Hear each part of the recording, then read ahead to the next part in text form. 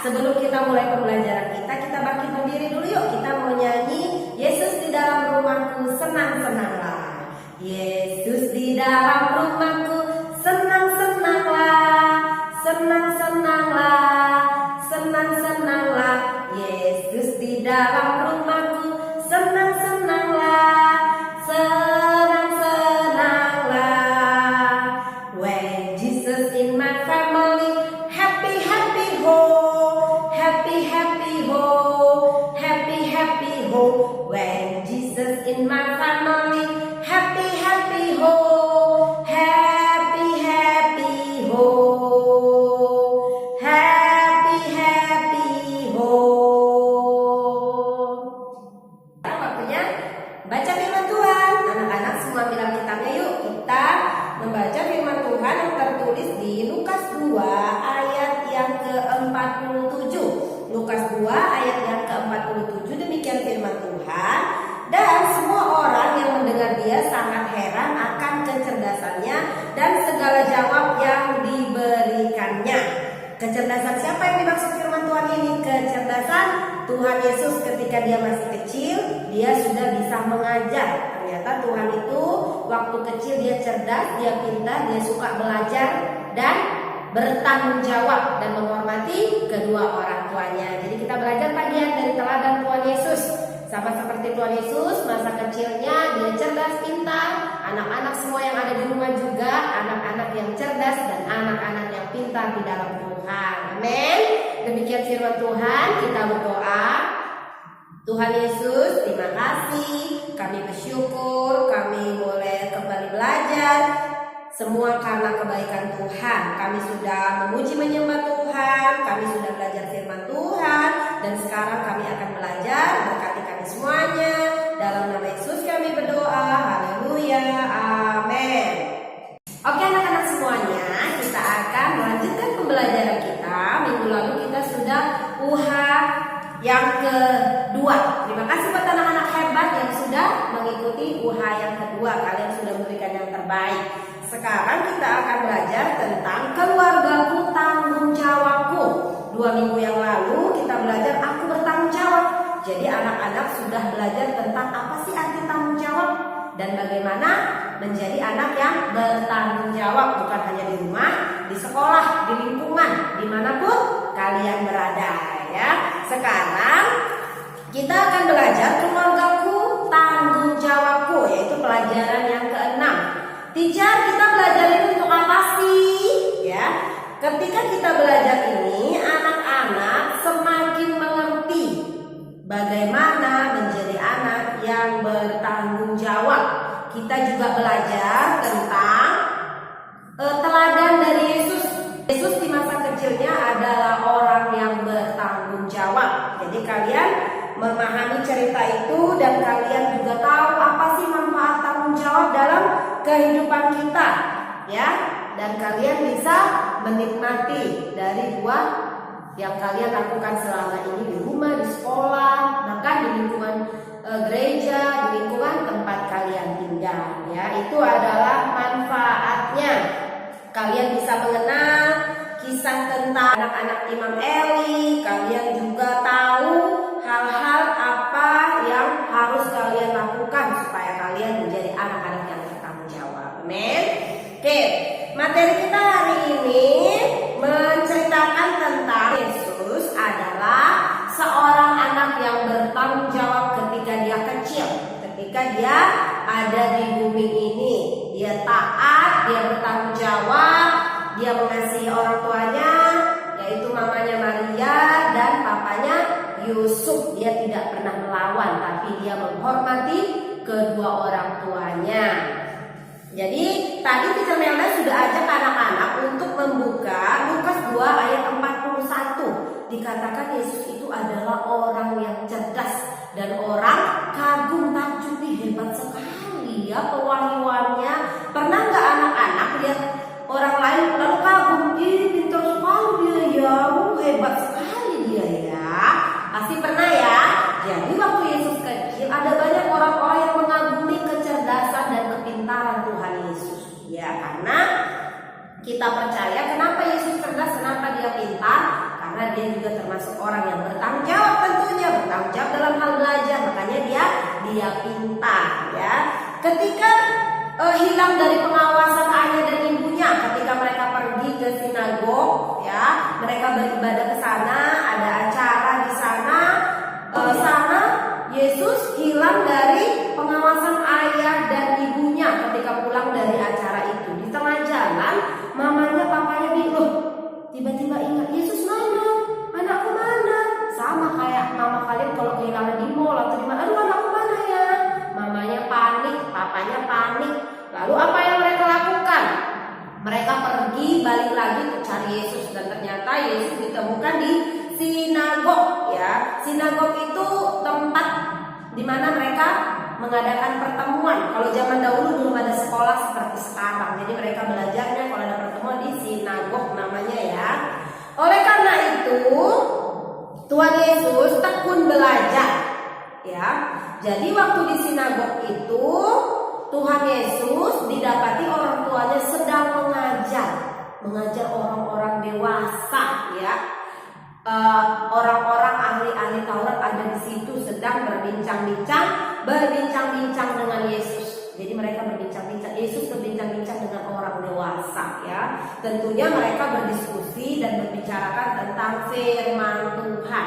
Jadi banyak orang-orang kagum dengan kecerdasan dan kepintaran Yesus. Karena Yesus rajin belajar, rajin membaca, jadi pengetahuannya banyak sehingga dia bisa berbicara, bisa ngobrol dengan orang dewasa ya. Jadi anak-anak juga harus rajin belajar, harus suka membaca supaya pengetahuannya bertambah.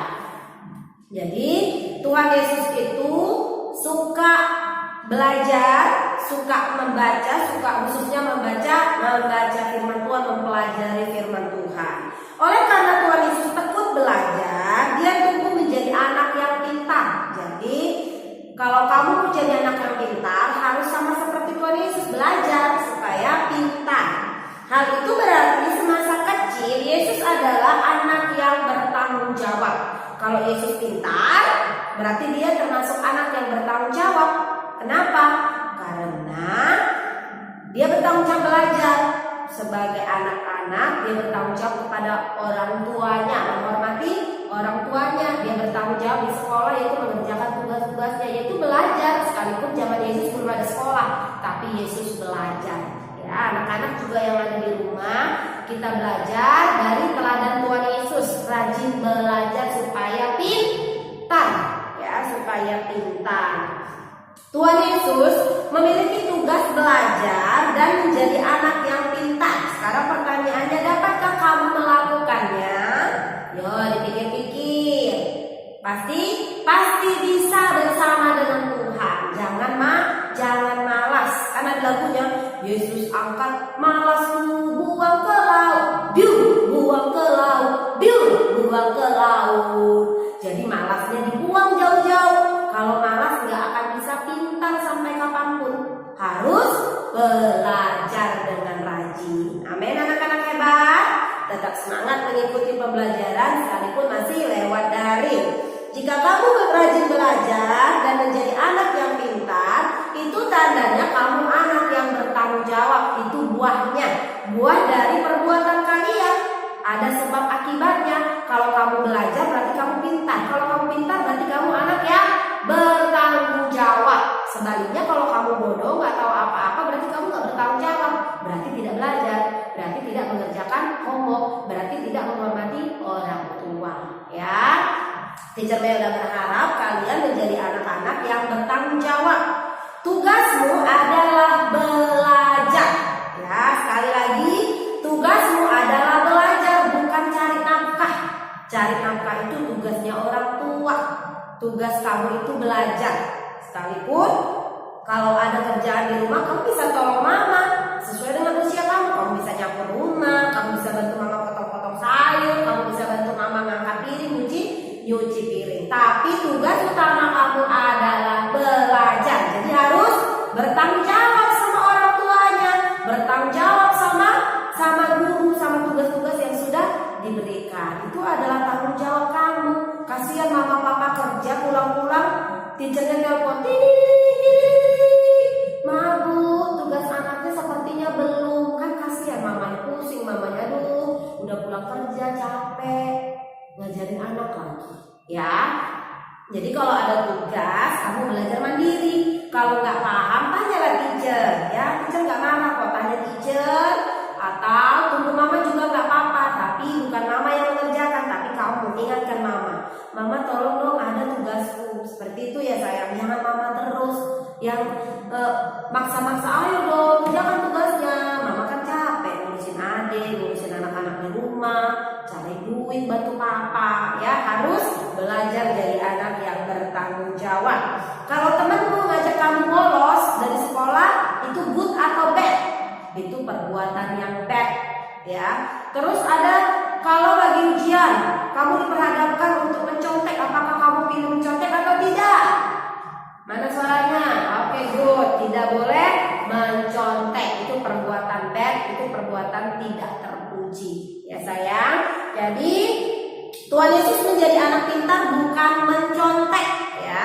Tuhan Yesus pintar bukan karena mencontek, tapi karena belajar. Ingat itu ya. Kamu juga pintar bukan karena mencontek, tapi karena belajar, ya. Jadi hari ini kita diingatkan untuk rajin belajar, tekun belajar, menjadi anak yang bertanggung jawab, supaya kelak kamu menjadi orang-orang, anak-anak yang diberkati Tuhan. Buatlah mama papamu bangga sama kamu, bukan bangga karena kamu pintar karena nyontek, tapi bangga karena kamu mandiri, bangga karena kamu bertanggung jawab. Bukan masalah yang kamu kerjakan itu benar atau enggak, walaupun nilainya enggak harus 100, tapi kamu bertanggung jawab. Itu poin yang paling penting, ya. Jadi orang yang berhasil itu bukan hanya orang yang pintar, tapi orang yang bertanggung jawab, yang karakternya good, itu yang berhasil ke depan, ya. Jadi jangan hanya andalkan kepintaran aja, harus balance, harus sama, pintar dan takut akan Tuhan, pintar dan bertanggung jawab. Pasti kamu berhasil. Amin. Jangan kamu mengikuti contoh anak-anak Imam Eli. Jadi kita udah pernah dengar ceritanya. Imam Eli adalah orang yang bertugas di bait Allah. Seharusnya mereka menunjukkan sikap yang baik. Mereka hamba Tuhan, ada di gereja, harusnya good, perbuatannya harusnya baik. Tapi yang terjadi, anak-anak Imam Eli suka bersikap kasar kepada orang lain, gak sopan. Ketika orang yang beribadah dia tidak sopan, anak-anaknya gak sopan, tidak menghormati orang yang datang beribadah ke tempat ibadah. Lalu mereka gemar mengambil persembahan orang-orang. Orang bawa persembahan ke gereja, persembahannya dimakan sama anak-anak Imam Eli, ya. Jadi kita tidak boleh melakukan hal yang seperti dilakukan oleh anak-anak Imam Eli, ya sayang. Persembahan itu bukan milik kita, tapi itu miliknya Tuhan.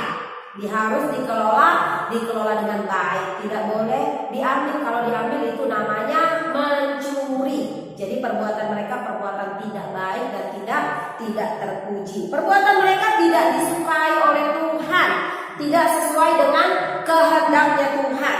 Anak-anak Imam Eli menjadi berdosa, ya. Jadi kita sebagai anak-anak yang takut akan Tuhan tidak boleh meniru apa yang dilakukan oleh anak-anak Imam Eli. Gak boleh mencuri, ya, gak boleh mencontek, apalagi gak boleh berbohong, ya. Jadilah anak berkat dimanapun kamu berada. Berikut ini ada banyak manfaat yang kita terima ketika kita menjadi anak yang bertanggung jawab.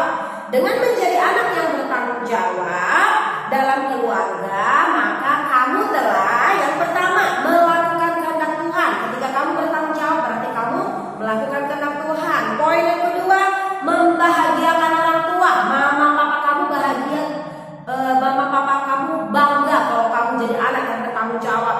Begitu pulang kerja, mama PR homework udah, oke mama, rumah sudah beres.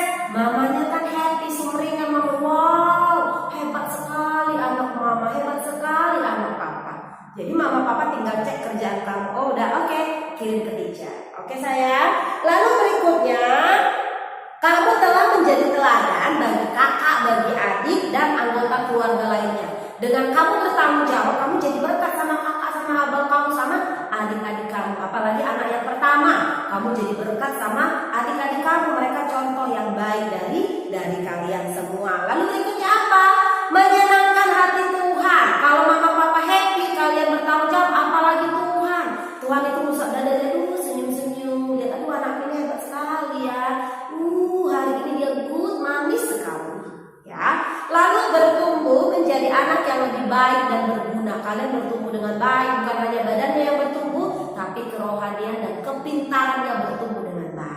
Yang terakhir, menjadi anak yang dapat diandalkan dan dipercaya.